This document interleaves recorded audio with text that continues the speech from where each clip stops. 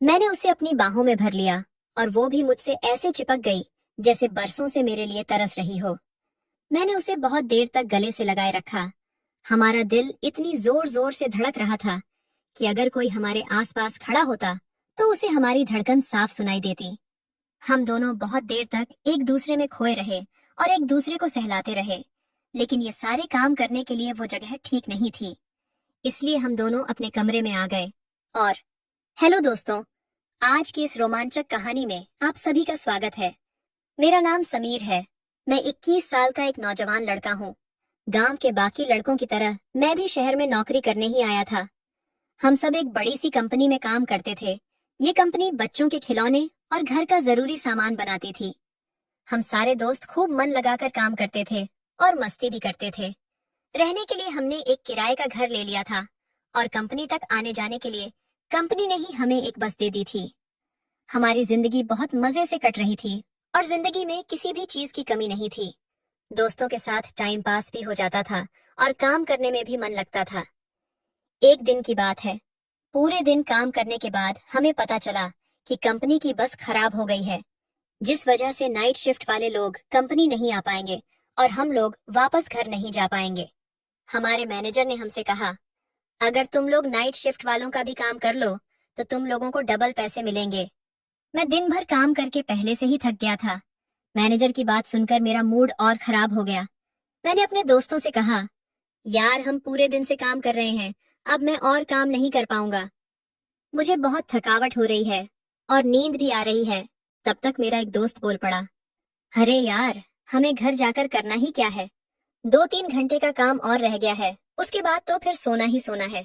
और ये काम हम फ्री में थोड़े ही कर रहे हैं, हमें डबल पैसे भी तो मिलेंगे। वैसे भी कल हम सबकी छुट्टी है, तो कल भी दिन भर सोएंगे। आज बस थोड़ी देर की ड्यूटी और कर लेते हैं, उसके बाद तो फिर मजे ही करने हैं। उसने अपनी बात खत्म ही कर पाई थी, तब तक मेरा दूसरा दोस्त बोल पड़ा, समीर, हम पूरा दिन काम ही तो करते हैं। अगर आज रात थोड़ा ज्यादा काम कर लेने से थोड़े ज्यादा पैसे मिल जाएंगे तो इसमें बुराई क्या है। और वैसे भी हम इस शहर में पैसे कमाने के लिए ही तो आए हैं। मुझे अपने दोस्तों की बात सही लगी। उनकी बात सुनकर मैं भी नाइट शिफ्ट के लिए तैयार हो गया। नाइट शिफ्ट करने वालों को चाय नाश्ता सब कुछ मिलता था और ज्यादा काम भी नहीं करना पड़ता था।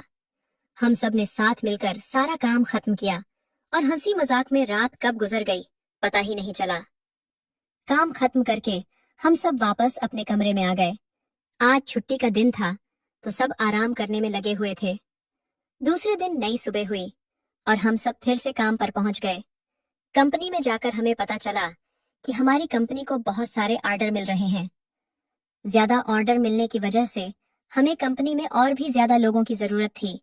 धीरे धीरे हमारे मैनेजर ने लड़कियों को भी काम पर लगाना शुरू कर दिया था, पर लड़कियां केवल दिन में ही काम करती थीं, क्योंकि रात में काम करना उनके लिए सुरक्षित नहीं था। कंपनी में लड़कियां आने की वजह से हमारा मन और भी ज्यादा लगने लगा था। हमारे यूनिट में एक लड़की काम करती थी जिसका नाम मुस्कान था। वह बहुत ही सुंदर और प्यारी सी लड़की थी। मुस्कान बहुत ही मेहनती थी। वो कभी किसी काम के लिए ना नहीं बोलती थी और 2-4 लोगों का काम वो अकेले ही कर लेती थी। हमारी कंपनी को बहुत ज्यादा ऑर्डर मिलने लगे थे, इसलिए धीरे धीरे करके हमारी कंपनी में लोग बढ़ते ही जा रहे थे। पर अभी भी हमारी कंपनी को और ज्यादा लोगों की जरूरत थी। देखते देखते काम इतना ज्यादा बढ़ गया कि हम लोग रात में भी काम करने लगे। धीरे धीरे लड़कियों ने भी नाइट शिफ्ट करना शुरू कर दिया था। हमारी कंपनी की एक खासियत ये थी कि पैसा भी अच्छा खासा देते थे और मेहनत भी करवाते थे। जैसे जैसे कंपनी का काम बढ़ता गया, वैसे वैसे और भी ज्यादा लड़कियों में कंपनी ज्वाइन करना शुरू कर दिया था। उन्हीं नई लड़कियों में से एक लड़की थी जिसका नाम प्रिया था। वो करीब 19 साल की थी और देखने में एकदम भोली सी थी। वह शुरू शुरू में तो हमसे बात नहीं करती थी, पर जैसे जैसे समय बीतता गया हमारी जान पहचान भी बढ़ती गई। एक दिन की बात है कि प्रिया नाइट शिफ्ट कर रही थी, तो मैंने उसके पास जाकर उससे पूछा, आप यहाँ रात में कैसे रुक गए? वह बोली, मैं अकेली नहीं हूँ, मेरी कुछ और सहेलियां भी रुकी हुई हैं। और वैसे भी जब हम दिन भर यहाँ काम करते हैं तो फिर रात में रुकने में क्या ही दिक्कत है। मैंने उससे पूछा, आप यहाँ कहाँ रहती हो? तो उसने कहा, मैं किराए पर कमरा लेकर रहती हूँ। हम बहुत सारी सहेलियां एक साथ गांव से आए थे और एक साथ ही कमरा लेकर रहते हैं। जब उसने अपने मोहल्ले का नाम बताया तो मैं समझ गया कि ये तो मेरे बगल वाले मोहल्ले में ही रहती है, पर हमारी कभी मुलाकात नहीं हुई। मुझे ये जानकर बड़ी खुशी हो रही थी कि प्रिया मेरे आसपास ही रहती है। धीरे धीरे हम दोनों में जान पहचान बढ़ने लगी। हम दोनों काफी देर देर तक एक दूसरे से बातें करते रहते थे। सच बताऊं तो मैं उसकी तरफ आकर्षित होने लगा था। वो मेरे बारे में क्या सोचती है मुझे ये तो नहीं पता था, पर मैं उससे प्यार करने लग गया था। अब हम दोनों काफी वक्त एक दूसरे के साथ बिताते थे, यहाँ तक कि हम दोनों अपना काम भी एक साथ ही करते थे। मैनेजर हमें रात में ही बता देते थे कि हमें सुबह तक कितने पैकेट तैयार करने हैं। हम दोनों अपने अपने पैकेट उठाकर ले आते थे और बातें करते करते सारा काम खत्म कर लेते थे। इस तरह हम दोनों बातें भी कर लेते थे और हमारा सारा काम भी खत्म हो जाता था। समय धीरे धीरे बीत रहा था, पर हमें ऐसा करते करते महीनों बीत चुके थे। अब हम दोनों एक दूसरे से बातें किए बिना रह ही नहीं पाते थे। हम दोनों पूरा दिन बातें करते थे, पर फिर भी हमारी बातें खत्म ही नहीं होती थीं। एक दिन वह मुझसे बोली, समीर तुम बहुत अच्छे हो, मुझे तुमसे बातें करना बहुत अच्छा लगता है। मैंने कहा, मुझे तो तुम तब से पसंद हो जब मैंने तुम्हें पहली बार देखा था। जब तुम पहली बार वो लाल ड्रेस पहनकर आई थी तो किसी खूबसूरत परी की तरह लग रही थी। मेरी बात सुनकर वो शर्मा गई और मेरे गले से लग गई।